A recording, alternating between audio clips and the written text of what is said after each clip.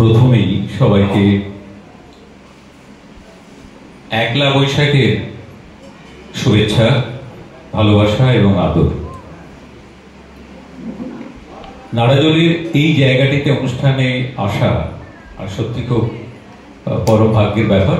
দেবাশিস প্রতিবারই আমাকে খবর পাঠায়, কিন্তু আমি ওই উচ্চাঙ্গ সঙ্গীত সম্মেলনে কয়েকবার এসেছি, কিন্তু ওই পয়লা বৈশাখের অনুষ্ঠানে আমার আশা হয়ে ওঠেনি। আজই প্রথম এলাম।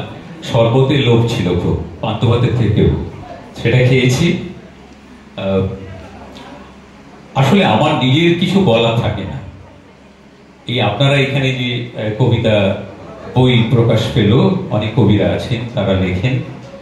আমি সেই তাদের কবিতাগুলো নিয়ে নিজের মতো করে আপনাদের সামনে পৌঁছে দিই। কয়েকদিন ধরে অনির্বাণ ঘোষের লেখা আমার কাছে এসে পৌঁছচ্ছে, হয়তো আপনাদের অনেকের কাছেই পৌঁছচ্ছে। সোশ্যাল মিডিয়া যুক্ত এখন মিডিয়া, আবার বাংলা থেকে আমি ইংরেজি চলে গেলাম, সোশ্যাল কথা তো ইংরেজি বলে গেলাম। যাই হোক, মার্জনা করবেন, আজকে চেষ্টা করি আমরা সবাই বাংলা বলি। ওনার লেখা পরপর দুটি বা তিনটি ছোট ছোট রচনা আমি আপনাদের সামনে তুলে ধরছি। সারা বছর হুঁশ থাকে না, সারা বছর উপেক্ষিত, ক্যালেন্ডারের তারিখ হয়ে ঝুলতে থাকে অর্থবৃত। কাউকে যদি প্রশ্ন করেন বাংলাতে আজ তারিখ কত, দেখতে পাবেন সেই বেচারা কেমন করেন ইতস্তত। হয়তো তিনি বলতে পারেন, মানে বাংলা তারিখ কেমন করে বলবো, সব কমে তো আর লাগে না ঠিক।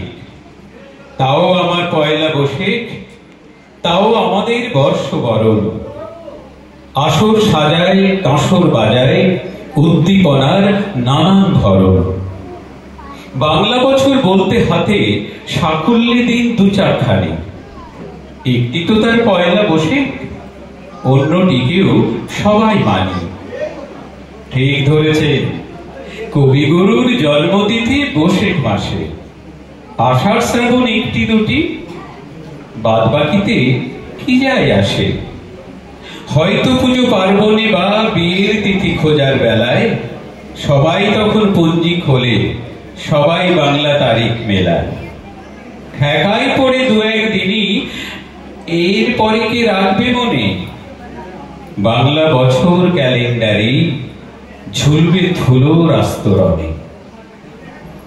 এই কবিতাটির নাম ছিল বাংলা তারিখ।